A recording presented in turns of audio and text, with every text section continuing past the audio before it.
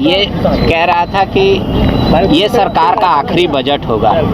आपको अपना मैनिफेस्टो याद होगा, गठबंधन का मैनिफेस्टो याद होगा, वित्त विभाग भी आप ही लोग के पास है। क्या ये आपका प्रयास रहेगा कि उन सारे जो देखिए, ये तो पार्टी का अपना ये है कि आप जिस तरह से हमारे माननीय पूर्व मुख्यमंत्री जी को बिना किसी सबूत के, बिना किसी दस्तावेज के उन्हें न्यायिक हिरासत में रखा गया है, ईडी के द्वारा उन्हें गिरफ्तार किया गया, उन्हें अभी न्यायिक हिरासत में रखा गया है।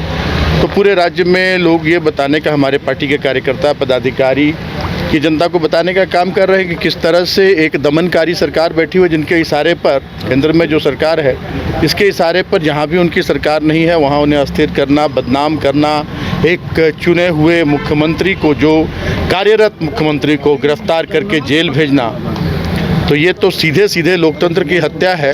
और वो भी उस समय जब आज इस राज्य के निर्माण का उद्देश्य पूरा हो रहा था।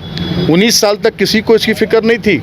जब आज अंतिम पंक्ति के लोगों तक सरकार पहुंच रही थी, सरकार के पदाधिकारी पहुंच रहे थे, लोगों को आवास मिल रहा था, कपड़ा मिल रहा था, राशन मिल रहा था, किसानों के लिए काम हो रहे थे, मजदूरों के लिए काम हो रहे थे, ऐसे समय ये इन्हें जो केंद्र की सरकार है, जो तानाशाही सरकार है, उन्हें ये रास नहीं आया।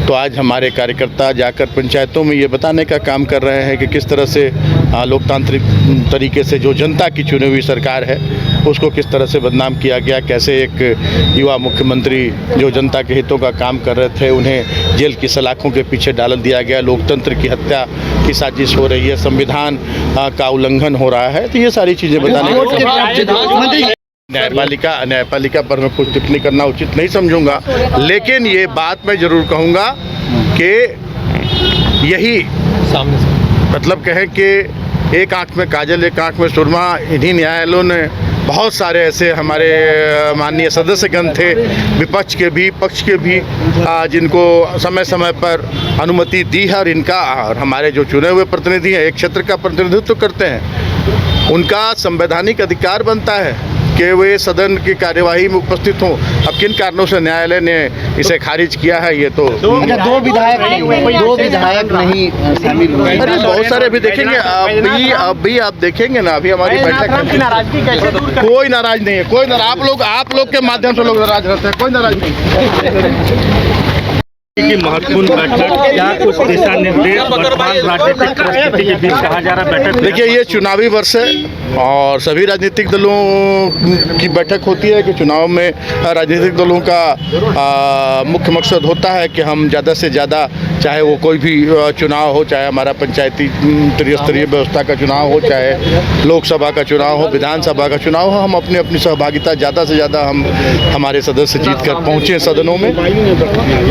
उसी मद्देनज़र आज हमारे कार्यकारिणी की बैठक रखी गई और बहुत ही अच्छे ढंग से बैठक हुई। सभी लोगों ने अपने विचार रखे और हम लोगों ने यह निर्णय लिया है कि सभी 14 सीटें हम लोग जो झारखंड की है, हम लोग कुछ उड़ीसा की सीटें भी लड़ेंगे, हम बंगाल की सीट भी लड़ेंगे, बिहार पर भी हमारी दावेदारी है और ज़्यादा से ज़्यादा सीटें हम जीत कर और जो केंद्र में बैठी भाजपा की सरकार है उसे सत्ता से हमें बाहर करना है। वर्तमान में जो आंदोलन चल रहा है पार्टी का, को पार्टी की तरफ से अच्छी बैठक हुई, कार्यकारिणी की बैठक थी, उसके बाद CLP की बैठक है अभी और फ्रूटफुल बैठक है।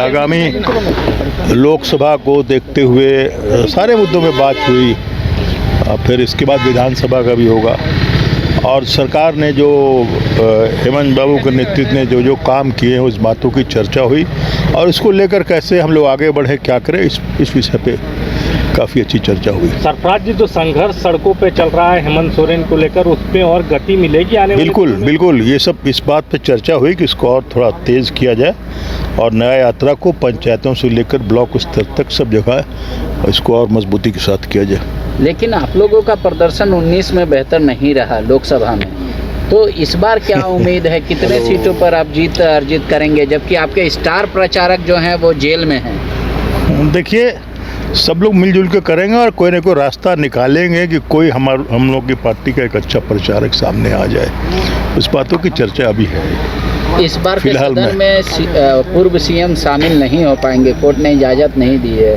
क्या आपको लगता है कि मतलब उस तरीके से मजबूती से पार्टी अपना बात रख पाएगी सदन में? नहीं, ये तो कोर्ट का मामला है। मुझे नहीं मालूम था कि कोर्ट ने इजाज़त नहीं दी है, लेकिन निश्चित रूप से मुख्यमंत्री हैं, चंपा बाबू, मंत्रिमंडल है, सारे विधायक गठबंधन दल के एक साथ हैं, एकजुट हैं। कांग्रेस के लोग भी बिल्कुल ठीक हैं, दिल्ली से बात करके आ गए। मुझे उम्मीद है कि सदन अच्छे ढंग से चलेगा और जो सदन में बातें लाई जाएंगी उसको पूरा समर्थन मिलेगा। ठीक, धन्यवाद। Okay, thank you.